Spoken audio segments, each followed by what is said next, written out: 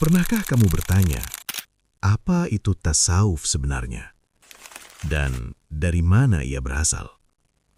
Apakah ia benar-benar lahir dari Islam atau justru datang dari luar? Hari ini, kita tidak sekedar membahas tasawuf. Kita akan menyusuri jejaknya. Tasawuf bukan sekedar ilmu. Ia adalah perjalanan. Perjalanan mendekat kepada Allah bukan hanya dengan amal lahir, tetapi dengan hati yang disucikan. Dalam Islam, ini disebut ihsan.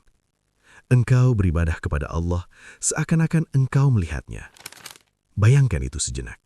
Beribadah seolah-olah engkau benar-benar melihatnya. Dan jika tidak, maka sadarilah, ia selalu melihatmu. Disitulah tasawuf bermula. Bukan di pikiran, tetapi di hati. Namun, dari mana kata tasawuf itu sendiri? Disinilah perdebatan bermula.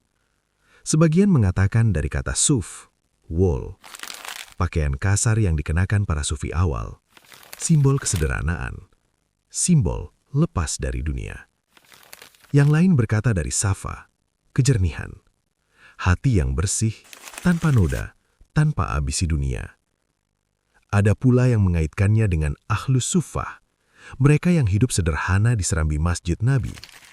Dan sebagian lagi mencoba menghubungkannya dengan kata Yunani, Sophia, kebijaksanaan. Namun pendapat terakhir ini lemah. Melihat tiga pendapat di atas yang sangat sederhana, namun penuh makna. Menariknya, di masa Nabi Muhammad SAW, kata tasawuf belum ada. Tapi ruhnya sudah hidup. Dalam kesederhanaan beliau, dalam zikir yang tak terputus, dalam kehidupan yang jauh dari kemewahan. Dan para sahabat menghidupkan itu semua. Hingga datang generasi setelahnya, Hasan al-Basri. Seorang yang menangis bukan karena dunia, tetapi karena takut kepada Allah. Lalu, waktu berjalan.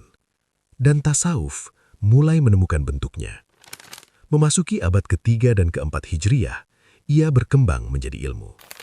Muncul nama-nama besar, Junaid al-Baghdadi dan Al-Ghazali. Mereka tidak hanya berbicara tentang spiritualitas, tetapi juga keseimbangan antara syariat dan hakikat. Disinilah lahir konsep maqamat, yaitu tingkatan perjalanan rohani dan ahwal, yang berarti keadaan hati yang tak selalu bisa dijelaskan. Kemudian, tasawuf berubah lagi. Ia menjadi jalan, menjadi sistem, menjadi tarekat. Hubungan antara guru dan murid, bimbingan yang tidak hanya diajarkan, tetapi diwariskan. Qadiriyah, Naksabandiyah, Chistiyah, Syadiliyah. Nama-nama ini bukan sekedar sejarah. Mereka adalah jalan yang menyebarkan Islam dengan kelembutan. Di Asia Selatan hingga Nusantara, tasawuf tidak datang dengan pedang, tetapi dengan hati. Hari ini, tasawuf masih ada. Masih hidup. Sebagian mencarinya karena lelah dengan dunia. Sebagian menolaknya karena takut ia menyimpang. Namun satu hal tidak bisa dipungkiri. Tasawuf adalah bagian dari perjalanan panjang peradaban Islam. Dari kata sederhana hingga menjadi sebuah istilah jalan menuju Tuhan. Tasawuf adalah kisah tentang hati yang mencari, tentang jiwa yang ingin pulang. Lalu sekarang aku ingin bertanya padamu, di tengah dunia yang begitu bising, apakah tasawuf masih relevan?